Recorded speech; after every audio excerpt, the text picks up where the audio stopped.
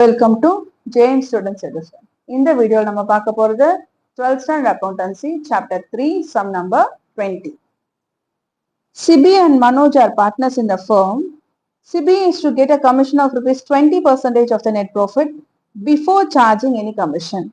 Manoj is to get commission of 20% of the net profit after charging all commission. Net profit for the year ended 31st December 2018 before charging any commission was rupees 60,000. Find the commission of Sibi and Manoj. Also show the distribution of profit. Okay, என்ன question கேட்டிருக்காங்க first? சிபியோட commission எவ்வளவு, மனோஜோட commission எவ்வளவு, அவங்களோட profit distribution என்னன்னு கேட்டிருக்காங்க. இங்க வந்து சிபியோட commission சொல்லும்போது 20% of net profit before charging commission கொடுத்திருக்காங்க. மனோஜோட கமிஷன் வந்து 20% ஆஃப்டர் சார்ஜிங் கமிஷன் சொல்லியிருக்காங்க. அப்ப பிஃபோர் சார்ஜிங் எப்படி கால்குலேட் பண்ணணும், ஆஃப்டர் சார்ஜிங் எப்படி கால்குலேட் பண்ணணும்ன்றதை நம்ம பார்க்கணும். Net profit for the year எவ்வளவு கொடுத்திருக்காங்க இங்க, பிஃபோர் சார்ஜிங் த கமிஷன் நெட் ப்ராஃபிட் எவ்வளவு இருக்கு, 60,000 ப்ராஃபிட் இருக்கு இங்க மென்ஷன் பண்ணிருக்காங்க. ஓகே, இப்போ முதல்ல நம்ம யாரோட கமிஷன் கண்டுபிடிக்கலாம், சிபியோட கமிஷன் என்னன்றதை கண்டுபிடிக்கலாம். முதல் calculation of commission to CP. So net profit எவ்வளவு இருக்கு, net profit into commission percentage. Before கமிஷன்னா நம்ம ஆஸ் யூஷுவல் எப்படி பர்சன்டேஜ் போடுவோமோ அதே மாதிரியே பர்சன்டேஜ் கண்டுபிடிச்சிக்கலாம்.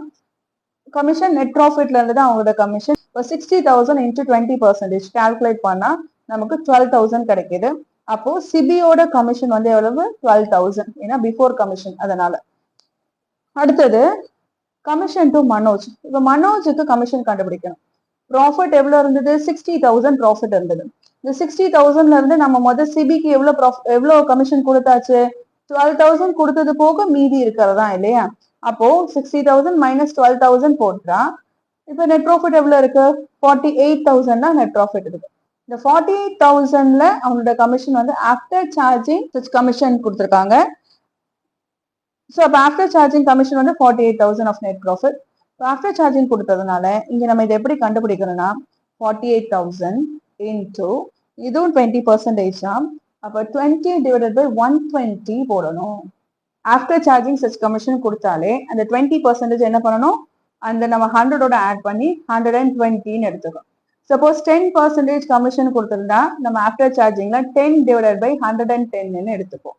புரிஞ்சுதா, இங்க 20% கொடுத்ததுனால 20 டிவைடட் பை 120. நல்லா ஞாபகம் வச்சுக்கோங்க. பிஃபோர் சார்ஜிங் ஆஸ் யூஷுவல் எப்பவும் போல கமிஷன் ஃபைண்ட் அவுட் பண்ணோம். ஆஃப்டர் சார்ஜிங் கொடுத்தா அந்த பர்சன்டேஜ் 100ஓட சேர்த்து என்ன பண்ணிக்கணும், ஆட் பண்ணிக்கணும். அப்ப இங்க 20 divided by 120, 48,000 into 20 divided by 120, 0க்கு 0 கேன்சல், 2 12 கேன்சல் பண்ணா 6 டேபிள்ல 48 வந்து 8 டைம்ஸ் போகும், அப்போ 8,000. ஸோ மனோஜோட கமிஷன் இப்போ எவ்வளவு அமௌண்ட், 8,000. சிபியோட கமிஷன் கண்டுபிடிச்சாச்சு, மனோஜோட கமிஷன் கண்டுபிடிச்சாச்சு.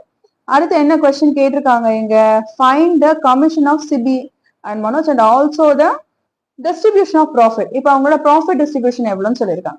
ஏற்கனவே 12,000 மைனஸ் பண்ணி 48,000 நெட் ப்ராஃபிட் இருந்ததா, அந்த 48,000 நெட் ப்ராஃபிட்ல இருந்து இப்போ நம்ம மனோஜோட கமிஷன் 8,000 கொடுத்துட்டா ரிமைனிங் ப்ராஃபிட் எவ்வளவு இருக்கும், 40,000 இருக்கும். ஓகேவா. இந்த சம்ல அவங்களோட ப்ராஃபிட் ஷேரிங் ரேஷியோ பத்தி ஏதாவது இங்க மென்ஷன் பண்ணிருக்காங்களா, அந்த பார்ட்னர்ஸ் இந்த ஃபர்ம் தான் சொல்லியிருக்காங்க, அவங்களோட கமிஷன் பத்தி தான் சொல்லியிருக்காங்க. அவங்களோட ப்ராஃபிட் ஷேரிங் ரேஷியோ பத்தி அவங்க எதுவுமே நமக்கு இங்க மென்ஷன் பண்ணல. அப்ப ப்ராஃபிட் ஷேரிங் எதுவுமே மென்ஷன் பண்ணலன்னா ஆஸ் பர் த பார்ட்னர்ஷிப் டீட் நம்ம எவ்வளவு எடுத்துக்கலாம், ஈக்குவலின்னு தானே எடுத்துக்கணும். அப்ப இந்த 40,000 ரெண்டு பேரும் எப்படி பிரிச்சுக்க போறாங்க, ஈக்குவலா பிரிச்சுக்க போறாங்க. அப்போ 1:1. இப்போ சிபியோட ப்ராஃபிட் ஷேர் வந்து 40,000 இன்டூ 1/2 போட்டோம்னா 20,000. அதே மாதிரி மனோஜோட ப்ராஃபிட் 40,000 இன்டூ 1/2 20,000.